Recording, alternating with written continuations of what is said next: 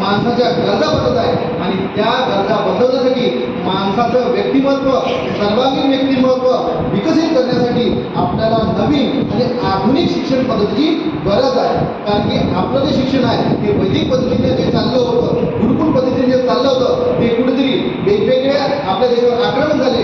या आक्रमणाच्या माध्यमातून ते विस्कळीत झालं आणि जे गुरुकुल पद्धती ते हद्दपार झाली. नंतर ब्रिटिशांच्या शासनाला आणि आपल्या देशामध्ये पाश्चिमात्य जी शिक्षण पद्धती ते लागू झाली. लॉर्ड मेकोले हा आपल्या शिक्षणाचा पाझरता जो त्याचा जो सिद्धांत आहे या सिद्धांत त्यांनी आपल्या भारतामध्ये रुजू केला.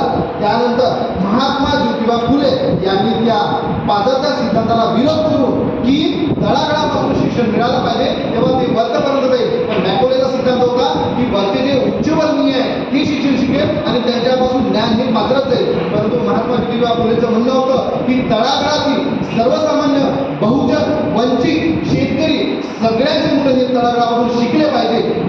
जेव्हा ते शिकेल त्यांच्या डोक्यामध्ये प्रगतशील विचार येईल आणि ते या आपल्या देशामध्ये रूढी परंपरा जातीभेद वेगवेगळे पंथ हे सगळे हे समूळपणे नष्ट करण्याचा प्रयत्न करील. आणि म्हणूनच या सगळ्या देशाला स्वातंत्र्य मिळून आपल्या देशाचा एक शिक्षणाचा जो टप्पा आपण एक सोबत चालत आलो. त्यानंतर आपल्या देशामध्ये वेगवेगळे शैक्षणिक धोरणं आले. ते कुणी छानशीचं धोरण असो किंवा कोठारी आयोगाचं धोरण असो या धोरणानुसार भारताचा शिक्षणाचा पाया आहे तो चांगल्यापणे रचला गेला. राधाकृष्ण आयोग यांनी सुद्धा मोठ्या प्रमाणामध्ये शिफारस केला आणि वेगवेगळ्या सरकारने आपापल्या सोयीनुसार त्या शिक्षणाचा अवलंब त्या शिक्षण पद्धतीचा अवलंब आपल्या भारतामध्ये रुजू केला. परंतु आज आपण 21व्या शतकामध्ये जगत असताना चीन, जपान, अमेरिका, इंग्लंड, फ्रान्स यासारख्या विकसित देशाशी जर आपल्याला स्पर्धा करायची असेल तर आपलं जे शिक्षण आहे जे 2000 जे शिक्षण आहे हे कुठेतरी कालबाह्यपणे ठरत आहे. म्हणून आपल्या देशाला जी शिक्षण पद्धती आहे ती अपग्रेड करायची होती. म्हणूनच शैक्षणिक धोरण 2020 हे आपल्या सरकारने प्रस्तावित सरकारने रुजू केलं आणि या शैक्षणिक धोरणाचं जे धोरण होतं सर्वात महत्त्वाची बाब म्हणजे त्रिभाषा सूत्र.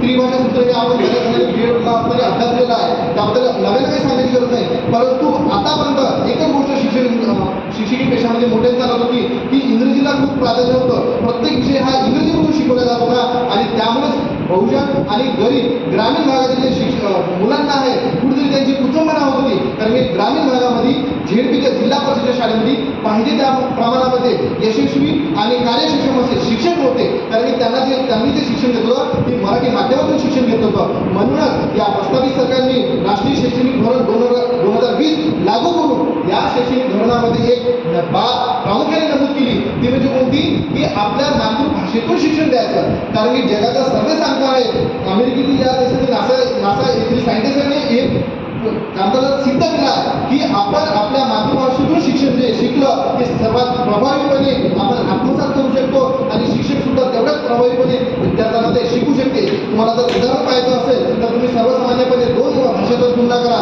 आपण आपली मातृभाषा मराठी पहा, मराठी भाषेमधून घेतलेलं शिक्षण पहा आणि तुम्ही अंगणवाडीपासून तर आतापर्यंत तुम्हाला इंग्रजी हा विषय होता आहे आणि तेव्हापासून जर तुम्ही शिकत झालाय सोबत तुम्ही इंग्रजी विषयाच्या ट्युशन लावल्या, ग्रामरचे कोर्स केले. एवढं सगळं असताना तुम्ही सोशल मीडियावर पुन्हा पिक्चरमध्ये वेगवेगळ्या डिक्शनरीच्या माध्यमातून इंग्रजीचं वाचन करता. परंतु पाहिजे त्या प्रमाणामध्ये आपल्याला अजून इंग्रजी बोलता येत नाही. म्हणूनच मातृभाषेतून दिलेलं शिक्षण हे प्रभावी शिक्षणाचं माध्यम असू शकते. म्हणून या शैक्षणिक धोरणाच्या अनुषंगाने आपल्याला हे दिलेलं आहे. सोबतच अजून 2000च्या काळामध्ये जो आपला कार्यकाळ आहे या कार्यकाळामध्ये जेव्हा आपण पाहतो शिक्षण तर हे कुठेतरी एक जुन्या पारंपरिक पद्धतीने शिक्षणावर अवलंबून होतं. परंतु नवीन शैक्षणिक धोरणामध्ये मोठ्या प्रमाणामध्ये कार्यकुशल आणि व्यवसायाभिमुख शिक्षण देण्यासाठी काम आहे हे राष्ट्रीय शैक्षणिक धोरण 2020 या अंतर्गत या प्रस्तावित सरकारने लागू केलं आहे. प्रत्येक बाजूच्या 2 बाजू असते चांगली आणि वाईट. तुम्हाला एक उदाहरण सांगतो. चाकू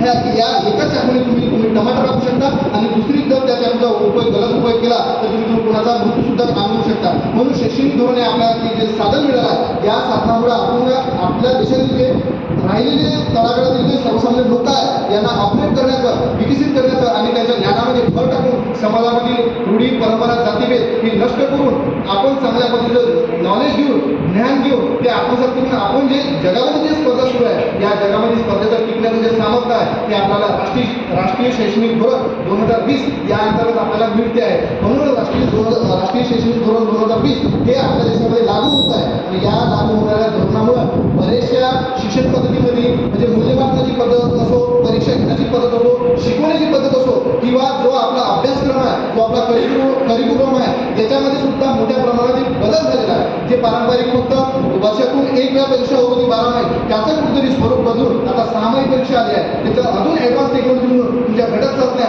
सोबतच त्याच्यासोबत नवीन नवीन आधुनिक उपक्रम या राष्ट्रीय शैक्षणिक धोरणाच्या अनुषंगाने आपल्याला या आपल्या भारत देशामध्ये लागू करत आहे. आणि आपले शिक्षण जे आपलं एज्युकेशन सिस्टीम आहे, याला कुठेतरी बूस्टिंग देण्याचा पॉवर जे स्वप्न आहे ही या राष्ट्रीय शैक्षणिक धोरणाच्या 20 अंतर्गत आपल्याला मिळालेलं आहे. म्हणून राष्ट्रीय शैक्षणिक धोरण हे आपल्या देशाच्या हिताचं आहे. आणि या संबंधानंतर मी अजून काही बोलावं एवढं मला वाटत नाही, म्हणून एवढं बोलतो आणि थांबतो. धन्यवाद.